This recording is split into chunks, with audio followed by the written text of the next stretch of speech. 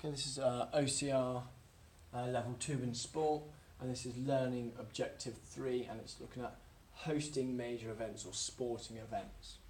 So it's all about hosting.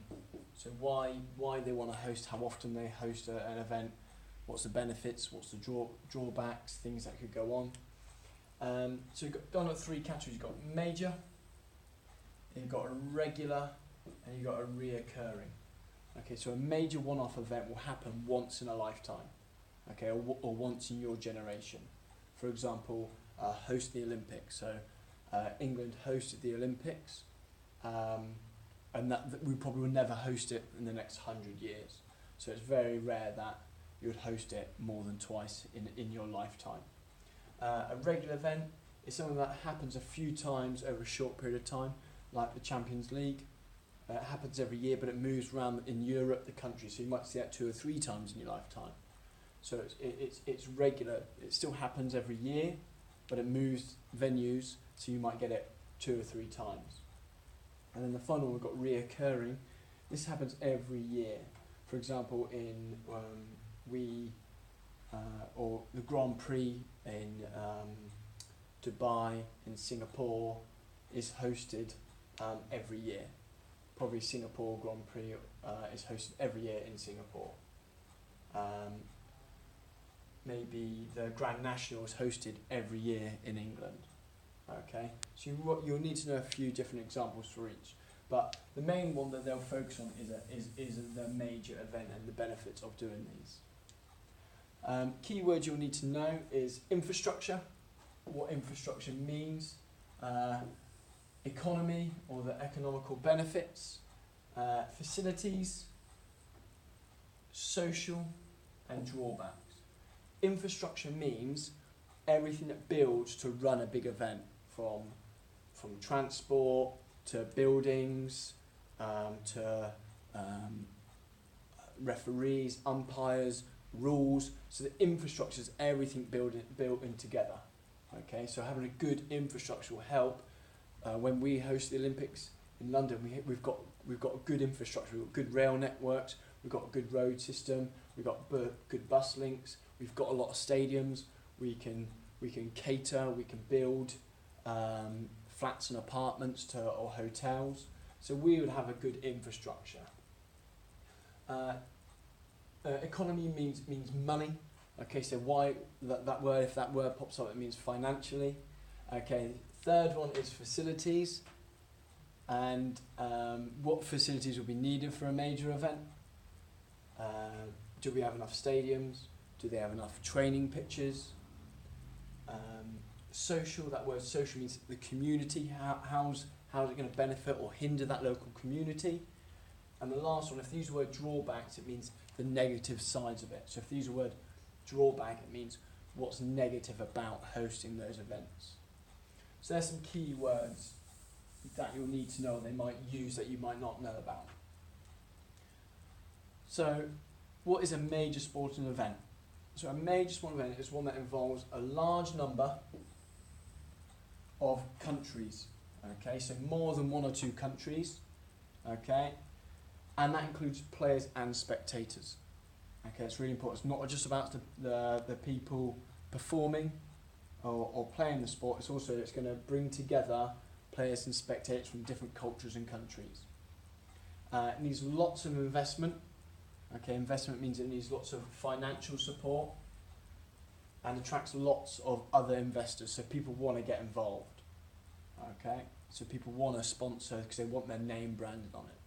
So that's what a major sport event. So it involves a lot of different countries coming together for an event. Why do people want to hold them? Because bragging rights, they want to be deemed as the best, hosting the best sport or hosting the best games. Okay, if it's a reoccurring event each year, they might change something different to make it even better. So it's about leaving a legacy.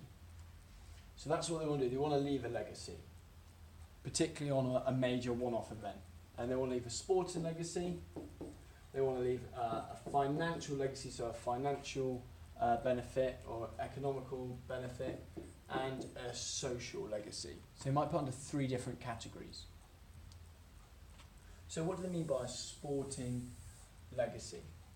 So it's about increasing participation, inspire people to participate, and obviously health and fitness benefits for more long term.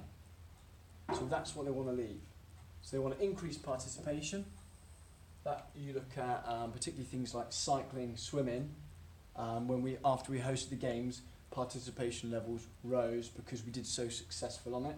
So they left a sporting legacy in there, in cycling. Also, you got on show will be all your role models.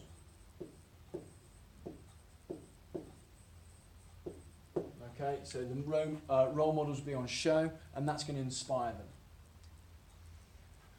Another sporting legacy that might leave is going to improve or add additional new facilities. So for the London Stadium, Wembley recently got refurbed before the games. The Olympic Park, they went to Weymouth, improved rail links. But the main thing is that they're going to gain new sporting facilities or update sporting facilities. That's a massive benefit. They're going to increase media coverage of the sport because it's highly regarded, particularly something like the Olympics. We are hosting it, so there's going to be a lot of eyes. Remember, media is all about how many people are watching and listening. So they're going to leave a positive legacy of good coverage of the sport.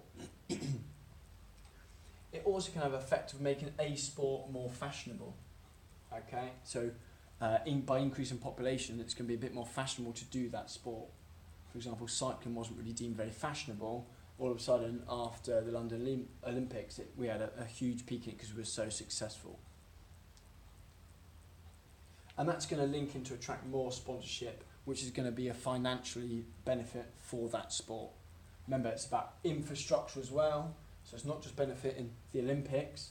Actually, they're going to put more sponsorship, more funding into particular sports. And it's about sustaining a sporting success at the top level, because it's about pride. It's about being the best. We want to be. Each country wants to be the best at the sport. So it's about showing success at elite level. So economical or financial purposes is to improve the stature or the status of the country and get more recognition, particularly if it's a quite deprived country. Have a good feeling of well-being, so have a boosting morale within your country by having more finances pumped into the local areas. So that will improve, and then you'll have national pride as well, because your country's been represented, you're there supporting them. It's going to boost your national pride. It's going to massively improve. They'll put a lot of money into transport infrastructure, so you might live in a fairly rural area, but because the games have been hosted nearby, they're going to build more train stops, more train stations, more rail links, more roads. So financially, it's going to cost them more money, but the benefit will be you'll have a better transport system. The likelihood is they're going to provide more housing, so housing could get cheaper. Facilities again could be used and left for the local community after the event. So once they've hosted that major event, they then leave behind the stadiums, the facilities, the training areas for the local community to use. And really important one, I think, is the experience of other cultures. Okay, so other people's religions, routines, and then you get friendships between nations for that purpose. So that's sort of the economical benefits.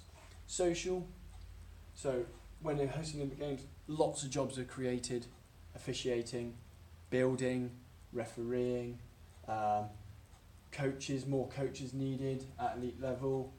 So rail links, roads being built. So loads of jobs are created.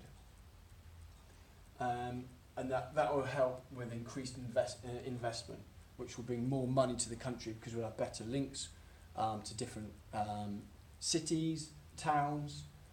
So tourism will then boost as well.